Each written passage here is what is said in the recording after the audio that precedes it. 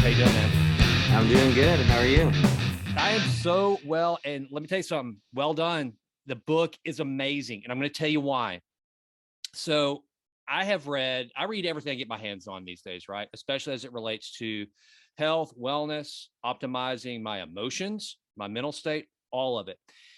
Your book, I think, gives the reader a great opportunity to truly see what it means to take control themselves of their health in a very, not, and no pun intended, not trying to just set you up here, but in a very precise way. And so with that as the lead in, I want you to talk to what led you to go ahead and write the book, but also I want you to define the term precisionomics, because I think that is so critical and important to what you spell out in this new book. Yeah, great. So thanks for having me back on the show. I appreciate it. Absolutely. It's always fun chatting with you. And this approach that I outline in the book is there for a purpose, and it's to tell everybody that we don't have to kind of feel like we're a victim of our health. We can be proactive, and we can try to understand what's going on at the root cause and try to work at things that way and see how things improve from there. And that's really the only way to go about it. This idea came about with my own, health issues several years ago now, where I, found that I guess I'm a doctor. I was busy working. I wasn't really thinking that I was really unhealthy, but there were a few things. My liver enzymes were really high. I did a whole workup, and it was found that I was had fatty liver, and I remember seeing my. I was a trainee then, so the one of the doctors who was doing all the workup was like the head of the department, and I remember he said, "Marvin, you better get on that treadmill. You're going to have a heart attack by the time you're 40." Just what you want to hear. I said, that's like not something that you would typically think you would hear as a young guy, Right. So I started looking into like how I can optimize my own health. What can I do, because I thought I was okay otherwise. And, started getting into some personalized nutrition, doing genetic tests and learning more about the microbiome and other kinds of, testing like mitochondrial testing, those kind of things. And then kind of started doing some of these things to myself. And I started losing weight. I started feeling better. I had done an integrative medicine fellowship, and I learned more about lifestyle things, yoga, meditation, and really learned about nutrition more than I had ever before in medical school or in residency. And it started making an impact on me, and I started sharing some of these concepts and principles with some of my patients, and I started seeing that they started improving as well. And I think that's what really gave birth to this whole movement professionally for me into personalized medicine and precision medicine. And I kind of laughed when I started looking up who are some doctors that are doing some of these things, what are they saying, and to a lot of people, personalized medicine means, you go in, you do an executive physical, like you get an echocardiogram, you get an EKG, you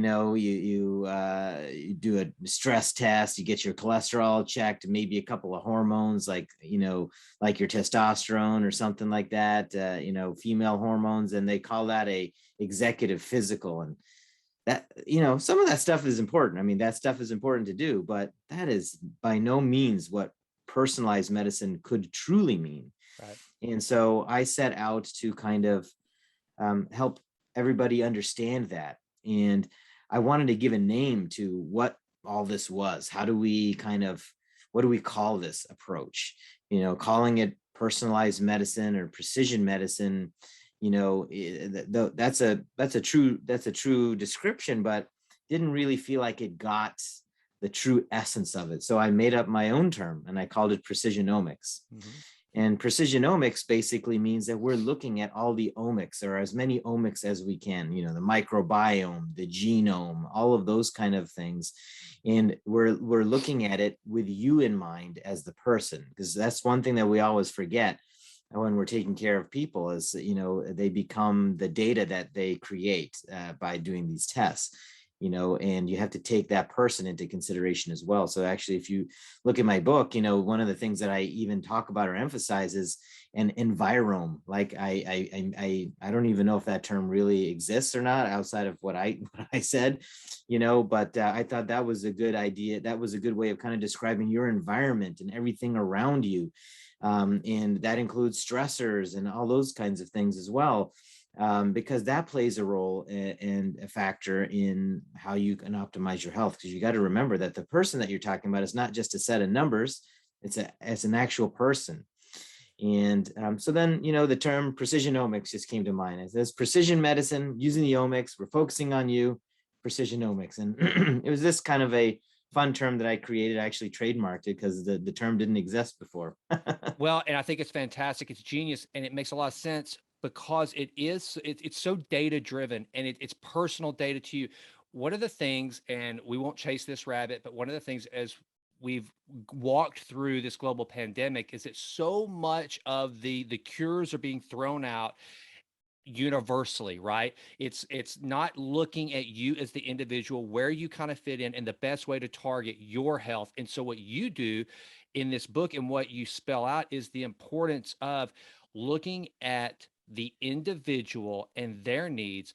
And like, let's just take one of the tests that you recommend, which I want to talk about that a little bit more, because a lot of people, they'll hear this, especially and it's funny because whenever I first started reading about the mitochondrial test, I was like, I knew you were going to go to the muscle biopsy and all that. And I'm like, oh God, that's so painful. But I want to talk about how you can test these things. And first of all, some people, it's all relative, right? Some people may look and go, my gosh, to run this whole battery of tests, that's going to be kind of costly. But then whenever you think of the cure later down in life, if you don't even know the problems you have and what that might cost, then it's a pretty nominal upfront fee. I mean, it's just kind of, you illustrate perfectly that an ounce of prevention is worth a pound of cure so well. And again, it's one of those deals like, how in the hell are you going to know where you're going or where you even want to get to if you don't know where you are? And so much of what this book spells out is and this is literally the reader just giving you feedback. This is what I took from it. It shows you the importance of knowing where you are, getting those benchmarks and measurements instead of, and I'm like you, I mean, you're a physician. I'm just a guy that geeks out on health and wellness and is doing everything in my power to, to live as healthy and as long as possible. So therefore, people ask me all the time, what should I do? What should I do? And again, this is not just to float your boat or kind of blow sunshine up your ass.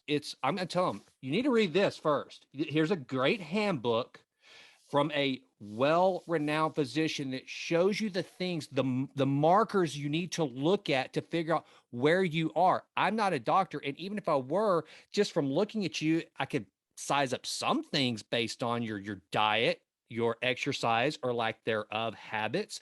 To your point, stressors in your life. Are you going through a divorce? Do you have kids in college? Are you drinking? I could give you some generalities, but really what you should do, start with this handbook. Look at some of the tests that Dr. Singh recommends, go get those done, and then let's see where you are. So with that in mind, let's take one of that you and I kind of touched on the last conversation we had and bring it to the book and the testing that I think is so important. And I have a better understanding of the gut biome now since you helped me understand it during our conversation, in that creating an ecosystem that is most beneficial to our health is what we're doing whenever we try to kind of, like we talked about the last time, you can't change your DNA. It is what it is. But the ecosystem that makes up your gut biome, you can pull some levers there to make some changes. So let's just talk about mapping out a healthy gut biome, starting with the screening, what that screening might reveal, some negatives, and how you can start to fix those. Is that a good way to kind of take the reader through getting really precise on one of these elements of their health? Yeah. Okay. So, I always tell, there's people will say, oh, my gut health is fine. I don't have any stomach pain or anything like that. So I can still do whatever I want to do. And even if that includes drinking half a bottle of whiskey every day, I've had people tell me that, right? So I say, my usual response is, okay, if your gut health is great, then that's fantastic. That would be great to keep that up. But if we don't really know, how do we really know? You just, it's such a dumb little silly statement. Like, if you don't really know, then you don't really know, So one way to find out is to look, it's like you go to the mechanic and you say, I think my car is okay. And then he says, okay, that's fine. Just keep going. Then we'll just change your oil. But you never looked. And, 2 minutes later, your transmission fails, right? If you don't know what's going on, you don't do the right diagnostics to understand, then you're kind of in the dark. And this is a good way of taking a look, seeing what's under the hood. It's a stool sample, because we're looking at the microbiome, and the microbiome is all the bacteria that live in our gut, primarily in the colon. Majority of them live in the colon. And this stool test, will give you an idea of where any deficiencies might be, so you can kind of understand where it's going. And I think, you look at the data, you look at the numbers, you look at the results, and we'll talk about some of those in just a second. But you also kind of have to kind of look at it almost from a philosophical standpoint sometimes, because what are you looking at? You're looking at an ecosystem. An ecosystem is just like planet Earth, right? Right. So, how many, there's like, almost 8 billion people on Earth, but there's like, there's 40 to 100 trillion of those guys in your gut, right? So think about that for just 1 second. So you want to kind of understand, if you want to understand what's going on, you kind of have to kind of take a step back and appreciate that you're looking at basically a planet of microbes inside of your gut, and they interact with the environment, and they make things and do different things, just like different people in different country have different resources and can do different things for the whole planet as well. And they all impact the planet, right? That's why we're having these, global discussions over, environment and stuff like that, because we know and appreciate that each country, which is full of different kinds of people that do different kinds of things, impact the entire globe, which is where we all live together in. So understanding that when you're looking at these tests is kind of important as well. I think sometimes people forget what you're actually looking at, because you want to understand what the dynamics might potentially be. So you can see that when you do a test, for example, you look at a diversity score, you'll see how diverse your microbiome is. And then one of the other things you'll look at are the keystone species, which are all the good guys, the ones that we know are inherently good. Then we'll look at the pathogens, which are the bad guys. And those are the ones that we know are most likely not doing a whole lot of good for us. And if we use our analogy of the people that live in our community, we have those same kinds of dynamics, right? We have good guys, we have bad guys. We obviously want to live in an area where there are more good guys than bad guys. Otherwise, crime rates are high, and other issues like that. So we want to understand that. And then we want to understand, there's another score called Resistome, where you can get an idea of how I call it the political barometer in the microbiome. So you can see what the temperament is. Are certain populations of bacteria perhaps, impeding on the well-being of other groups of bacteria because they're trying to dominate? And when I said philosophy, I think you kind of have to, you look at the numbers, right? But you also look at, what do you think is happening inside? Right. You have a low diversity, high number of pathogens, low number of keystones, then you get an idea that this is an upset microbiome. There could be inflammation happening if you don't have a diverse group of guys. I call them guys. You have a diverse group of guys in there and gals, and you have more bad ones and less good ones. And, there's a problem there. So perhaps if we work on decreasing the bad ones and increasing the good ones, that diversity balance and all the functions therein of the microbiome that we would expect to be happening will improve. And so you can kind of get an idea, like, what's going on in this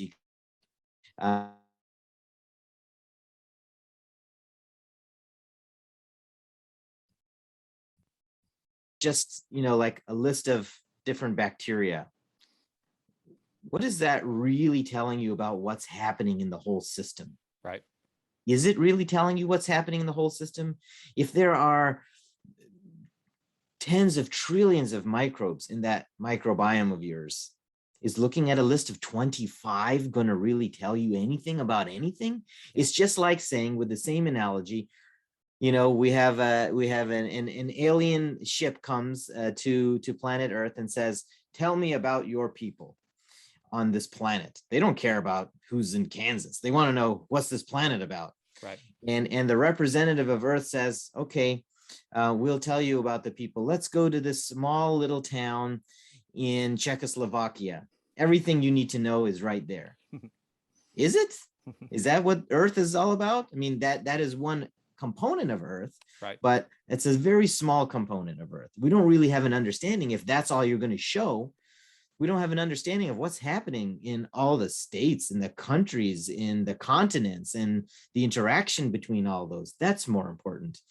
And so, that was a long explanation for a short question, but hopefully maybe that kind of helps people understand why it's also important to choose the right test. It's incredibly, it's perfect. And it's exactly what I wanted, because I am amazed. And, I think I mentioned this to you the last time, the more I learn, the less I realize I actually know.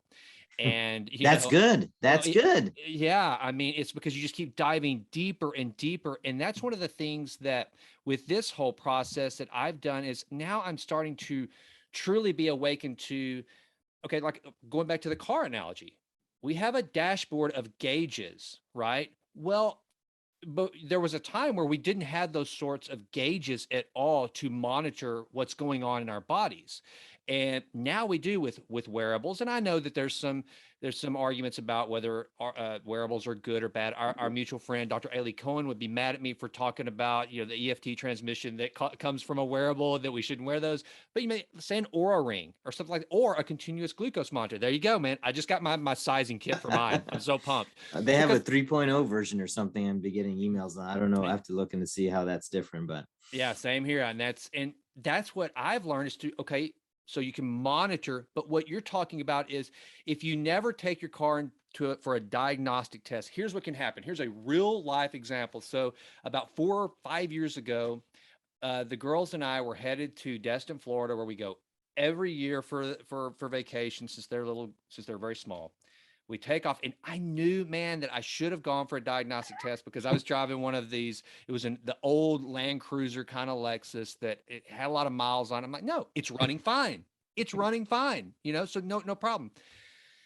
Brother, I get to Hattiesburg, Mississippi. The temperature pegs, engine blows up. I've never had that happen before. Oh my God. And here's the deal, Marvin, if I'd just taken it in and had it checked out, the water cooler would have shown leaking. It would have been low. I could have taken care of that, would have saved me $3,000 in a new engine and the headache of having to sit in Hattiesburg, Mississippi for 3 hours, all that. And so understanding, that's what I want the listener to understand. That's why these tests are important.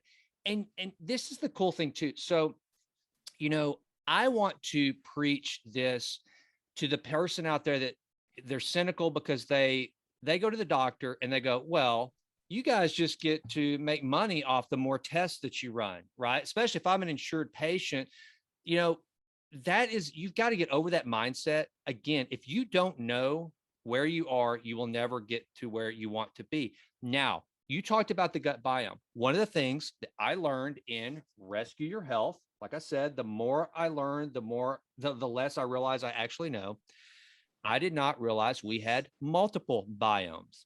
And I think you describe it as like, if you were to take the gut, it's kind of like the capital, and then you have all these other colonies. So now in my mind, I love analogies. It helps me illustrate things in my mind. So now my gut is Rome, and then all the outposts are the biome that makes up my brain and all of that. So talk about, again, drilling in on this whole idea of an ecosystem that makes up a particular biome, how critical it is to get that screening to understand your gut biome so that you can then impact the other biomes that our body has that we want to keep healthy. Go into a little bit about that.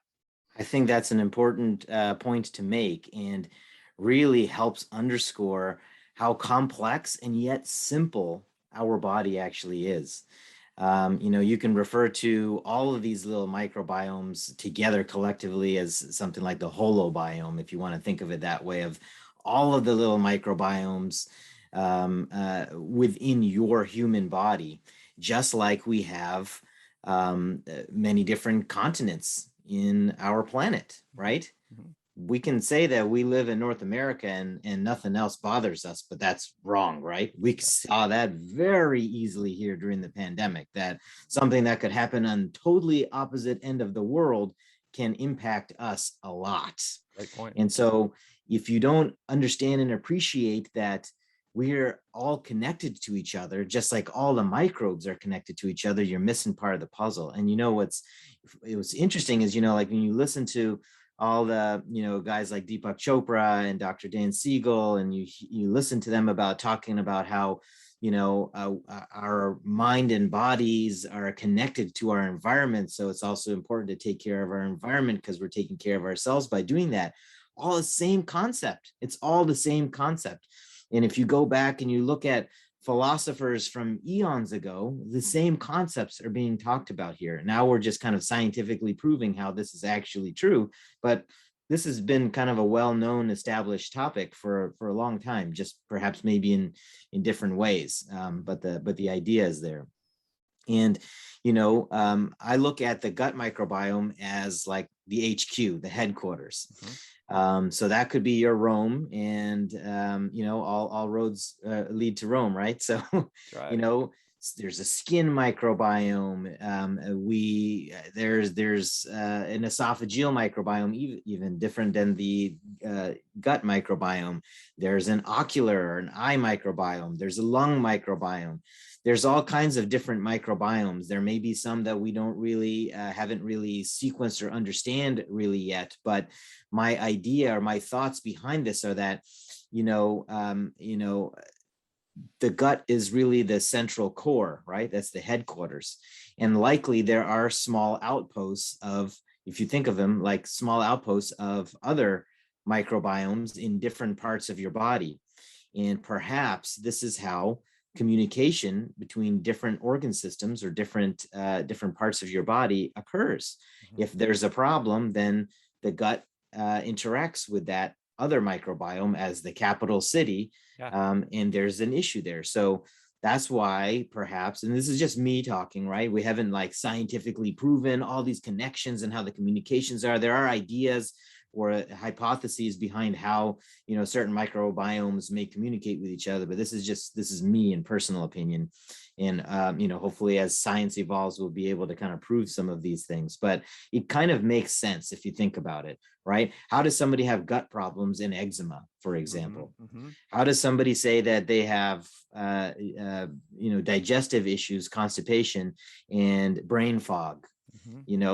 There's got to be some sort of communication, right? Yeah. There's got to be some correlation between eating creme brulee and feeling euphoria, Right. or eating bitter melon and feeling irritated, right? I'm just making this up, right? So we know that there are metabolites that are released by the microbes in the gut in reaction to different things, whether it's eating or whatever, exposure to something or some stressor or what have you.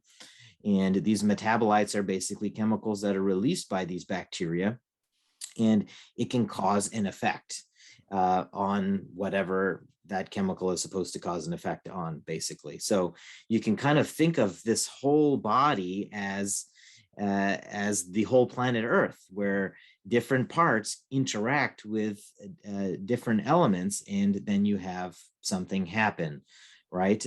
Global warming, for example, right? Could be your analogy to inflammation in your body, for example. So hopefully I'm not getting too philosophical and losing people, but I think it's important to kind of think about that, when they say your body is your temple, so these are the same kind of ideas, right?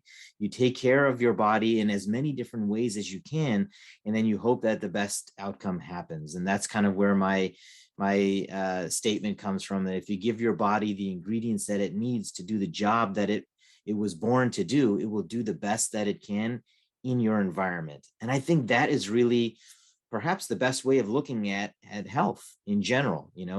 We do our best, we understand what's going on, we go check our engine out before we go on a long road trip, and we see what's there. And if there's a problem, that doesn't mean that there's a failure. It means that there's a place to learn and understand from. And I think I'm really excited about how the future of this field is going to evolve. It'll be really cool to understand all the metabolites and what different microbes can make different metabolites, and how to use that to our advantage to impact disease. I think that's going to be an exciting field. There's already some evolution in this area, where we're looking at certain metabolites that can come from microbes, like urolithin A, for example, is a metabolite that can be made by certain microbes in the gut, and it can help with our mitochondrial function. Yeah. So, we'll start learning more and more about these kind of things as it evolves, and then we'll be able to perhaps make more and more novel therapeutics that come from it. And I think, to your point about spending money on these things, and that was one of the big things that I wanted to make a big point about in the book. When people hear about these kinds of tests, or that it might not be covered by insurance, now the insurance thing is a separate topic. That's more of a systematic health system issue that I hope, I hope that maybe one day I can affect change in, but that is way, way, way above my pay grade. So this is what we need our governments to help us do. But I wanted people to think, to understand that these tests are actually they're not really that expensive. No. If you look at them, you can do some very expensive tests, just like you can buy a Ferrari or a Bentley. Right. But you need a Ferrari or a Bentley? That's a personal decision. Maybe you do, maybe you don't. Lexus drives just fine, right? So Exactly. So I wanted to make a list of tests that are the most affordable, that if you did these or some of these, that you might get the most bang for your buck.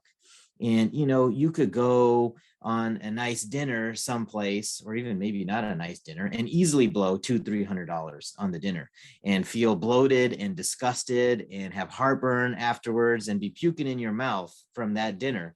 But understanding that you could do a test to look into a part of your health that could be just the same cost or even less, that could help save your life potentially if you discover something that you can work on. When you put it that way, does it sound like $100 test or a $200 test is really too expensive? Right. I mean, how many times have you gone out and you got in a bill that was like over $200 at a restaurant, and you said, man, this dinner sucked, and what a waste of money. At least you can do a test that could be impactful on your life. Yep. Well, and not only that, Marvin, here is what it's done for me. Once you get that test, there's something that happens neurologically that you start to think more about the things you put in your mouth. Like, for instance, as I have become much more keen on my gut health, my overall well-being, the things I put in my body, it's not just to satisfy hunger or a caloric deficit or something like that. The food has a purpose. Sometimes I'm just eat, like this morning, I ate a bowl of walnuts and some dark berries to feed my bifidobiome. I'm sort of thinking, and like the reason, it's not like I'm sitting there going, trying to be smart or anything like that. It's like, no, that's just where my head goes. It's like, I get up and brush my teeth because I don't want cavities. When you start to read books like Rescue Your Health, you start to think differently. All of a sudden, the things you eat have more of a purpose in mind.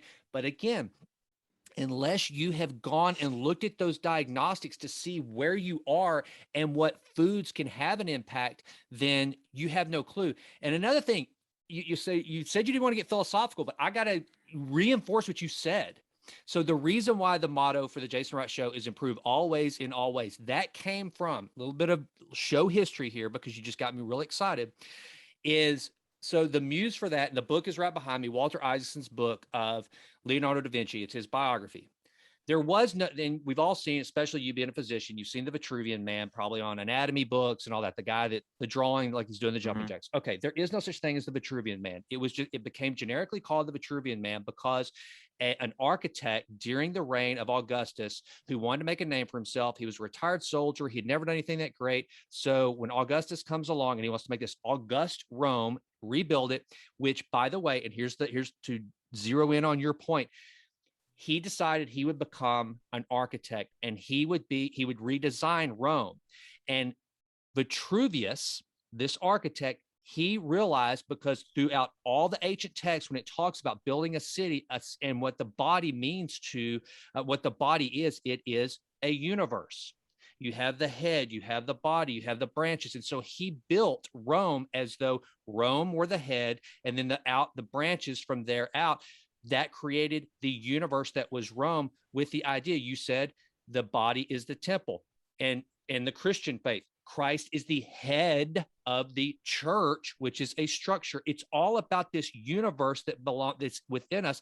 That's why my newsletter is called the Vitruvian Letter. That's why I started the Vitruvian Project. It's about creating this universe that rests within us and improve it always in all ways, just like you said.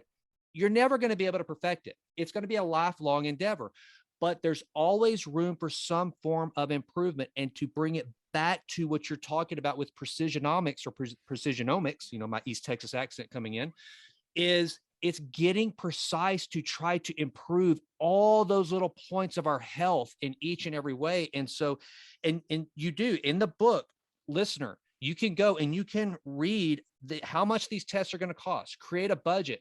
And, going back to what I'm hoping physicians like you can do, and what I will support you 100% on, I think that I think an Oura Ring, I think these tests, I think that so much of the precision preventive care that is available to us should be, if there's going to be an insurance system that's going to help you if you get cancer, for crying out loud, or if you have a heart attack. So after it's too late and you're just trying to kind of put the shell of the broken egg back together, we're going to insure that. We're insuring the most expensive freaking part of the process, right? Why not shift that and say, okay, if you will take these measures, if you're willing, we'll cover you as a society. We'll say, let's look at preventive care and catastrophic care as our focal points, but a lot more focus needs to be on this preventive measure and getting it down to the individual and their individual needs.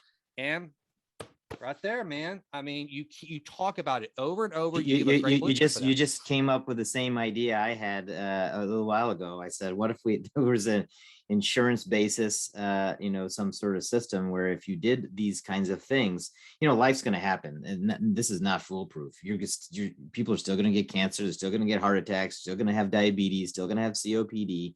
Yep. But if you did these measures, I wonder how less chronic disease and inflammation there would be if you just look at our country, in our country as a result. And, maybe people should be rewarded for doing that as well by not having such high insurance premiums. If it happens, it happens, but you did your part, and that's all anybody can ask for, but that's a bigger thing. We need the right politicians to get behind.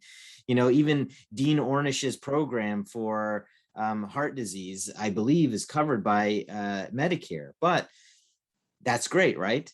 But that's after you get your first heart attack. What is the point? Right. If I say, hey, you can do this program that can prevent a heart attack, but you know what? You can't do it until you have a heart attack. The heart attack. Does that even make any sense? Right. So, like I say, there's two kinds of doctors, and we're going to need both of these kinds of doctors forever until the end of time. There's one kind of doctor that is like the firefighter, runs into the burning building and extracts you when you're stuck in the room and you can't get out and the building is on fire. We're always going to need those doctors. There's always going to be emergencies. There's always going to be accidents. There's always going to be random events. We're always going to need those doctors. Then there's the other kind of doctor that says, hey, Jason, why in the heck were you anywhere near that burning building?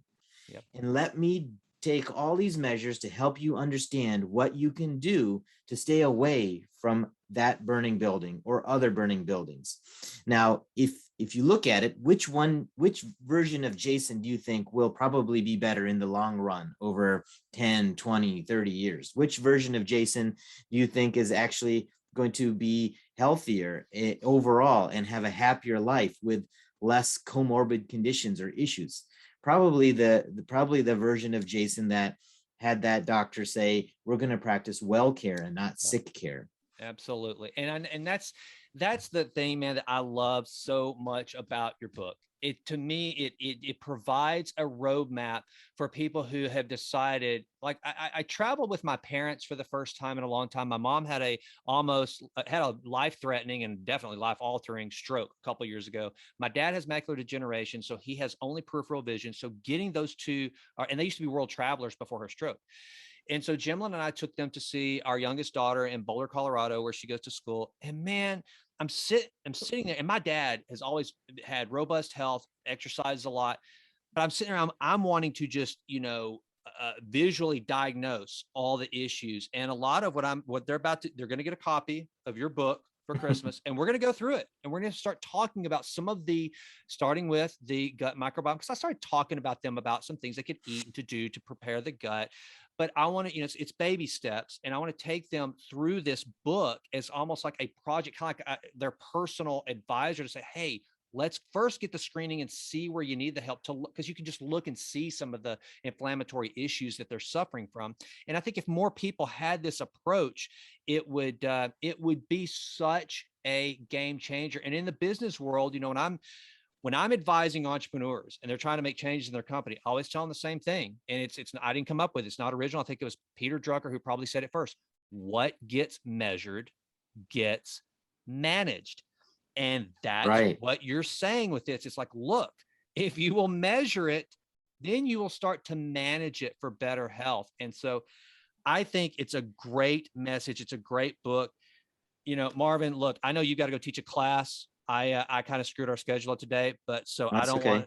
want to abuse the time, but tell people, well, if you've got time, There's one other point. Sorry to interrupt, that I wanted to make along that lines as well, is that, and you kind of alluded to it. There's no race. There's no marathon. That. Yes. There's no marathon. Like how we are. I think this is maybe more us as an American people. It's when we see that there's a problem, we want the answer fixed now. We want the solution today. At least most of us I think are like that here, and that's just kind of the mentality. So you pick up the book and you say, okay, I want to do all this now. I'm going to do this all today. And you know what? That may not be the right way to do it. If you are used to doing those kind of things and you're very driven and organized and top of your game organization wise, then okay, you can do a lot of things at one time, but you don't have to. And I wanted to make that a big point, because the majority of us are not like that. And majority of us are not able to understand, comprehend, and execute all at the same time, because we're human beings. I mean, we're not machines, we're not computers. So the first step in rescuing your health is understanding that there are things that you can look at that could be helpful. That's the first step, right? Hopefully my book will help people understand that part. And then once you decide, I'm going to start on this journey to try to understand what's going on under the hood, so that I can try to accomplish the things in my life that I want to do, that make me happy, that bring me joy, because really that's the purpose of life, is really to be happy. At the end of the day, you ask everybody, if you were happy or not happy, that's kind of how they kind of judge what their life accomplishments have been like. Right. So, I tell people, unless you're planning on dying tomorrow, this doesn't have to be done today. Right. Yeah. So, start one at a time. If you look at it, you say, okay, well, doc, you put 5 tests on there, they're average maybe around $200 each. That's $1,000. I don't have $1,000. Nobody said you had to spend $1,000, man. Right. Pick one. Yep. And do the other one in 6 months if you want. Do the other one in a year if you want. As long as you understand that there are things that I can always continually do to stay on top of my health, therein is an accomplishment right now, because you didn't think about that before. And so just starting is an accomplishment. So, don't have to beat yourself up over trying to do all of these things at once. And if you do a bunch of tests at once and you get a bunch of recommendations, the same token, you don't have to do all of them at one time. You got data that you never had before. Pick one topic and start working on it. Once you start getting going on that, pick the next topic, and just keep looking at your health and continually trying to look for what the next topic might be. There's no race. You don't have to try to, be the Iron Man in 3 months after you do some of these tests. It's called life. It's called lifestyle medicine. It's called looking at your life for a reason, because this is over the course of your life. Right? It's not like called tomorrow medicine because we're just want to fix you for tomorrow. Yeah. And there's always going to be things that happen in life. You're going to have a problem at work. You're going to have a problem with a fire outside. There's going to be a flood in your house. There could be a death in the family. There could be a car accident. There could be a medication that you took. It could be anything. Life happens. So just because you do something once, and then you get a setback because of whatever, is also not a failure. It's a learning experience. It's an Absolutely. Opportunity to continue to understand. That's what we're doing as human beings. We don't think of ourselves as doing that, but in your job, for example, you're trying to do good. You're trying to perform. You're trying to earn the money that you're getting, and you're continually learning and trying to understand how you can do that and do better. And some people have aspirations to kind of climb the ranks and do even better and even better. This is the same thing you're doing for your health. Yeah. Is you want to do good in general, and you want to continue to do good. It's an ongoing thing, because unfortunately, there's no pill that you can take today that will guarantee that the entire life you're going to have will be 120 years free of any problems. Right. And there never will be. So I just wanted to kind of tell everybody, in this book that it doesn't have to be any pressure. Even if you say, okay, all I'm going to do this year is I'm going to learn to meditate. Great. That's one thing that you could do that will help you out in a lot of different ways. And if that's all you do in the 1 year, then you did something good. I love that. And thank you so much for bringing that up, because the case that you mentioned in the book, it's one of your patients. It was an 8-month process for her. Right. I mean, so I think that's so profound, is that people need to hear that it doesn't have to be just because there's no such thing as an overnight fix anyway, especially with our health. But yeah, thank you so much for bringing that incredibly important point up. And it's another reason why I think that your book is so important, is because it's a reference. I mean, this is not a book. This isn't like this isn't a John Grisham book. You read for entertainment, you go through it and go, wow, that was a good story. I mean, I've got all these pages dog-eared, and I read it completely out of order. I went and I looked at the tests that you recommend. I looked at kind of the philosophical aspects of it. This is going to be a reference book that I go back to time and time again. And that's one of the things that I would encourage people as you get on this journey, have something at the ready like this book to go, okay, like to your point. Okay, so we did this test. That was $200. I feel better. I'm managing that. All right, which one should I do next? Because you actually tell people, all right, look, if you don't want to get them all done, here's what I would do. Here are the ones I would start with, and you tell them, these are the ones I would start with. This is how much they cost, and bite off as much as you can chew, with precision, to hone in on that word. So, all right, tell people where they can get the book, where they can find out about you. I want your podcast, everything, because I think the work you're doing is important, and I always want to support anything you've got going on, Marvin. You've been gracious to this show, so tell people where they can find you. Yeah, thanks. So the book is available on a lot of different places, but primarily on Amazon's, we're like everything else in life these days. Amazon is it's on there. We have it in paperback and hardback and on Kindle. So I wanted it to be able to reach as many people who desire to read in however many different ways. And I'm pretty accessible. We have a website for the book. It's rescueyourhealth.com. My other website is precisionclinic.com, and there's drmarvinsingh.com. So all of them have contact forms. Anybody can reach out, and social media, I'm pretty accessible. As you know, we chat all the time on social media. So my handle is at Dr. Marvin Singh. So I appreciate you having me on the show. You can tell how passionate I am about this topic. I could talk for hours and hours. I love it. I love it. And I'm so glad that you were able to come back on the show and sit tight. I'm going to do a quick sign off and I'll come back and say goodbye to you properly. Folks, you've heard it right here. Here's the book again, Rescue Your Health by Dr. Marvin Singh. It is a fantastic, not only just book to read, it's a fantastic reference and handbook for you to have alongside your health and wellness journey. I am so glad that you joined us on the Jason Wright show today. And by the way, Dr. Singh, happy Halloween. It's Halloween. This is our Halloween extravaganza interview. But thanks for watching. If you're watching on the YouTube channel, thank you. Please click subscribe. If you're listening on the podcast, please go out to iTunes and leave a 5-star rating. I'm going to continue to bring you incredible big brains like Dr. Singh, and I'm so glad that you joined us today on the Jason Wright Show. Go crush whatever it is that you're endeavoring to do, and remember to always endeavor to improve, always in all ways. Thanks.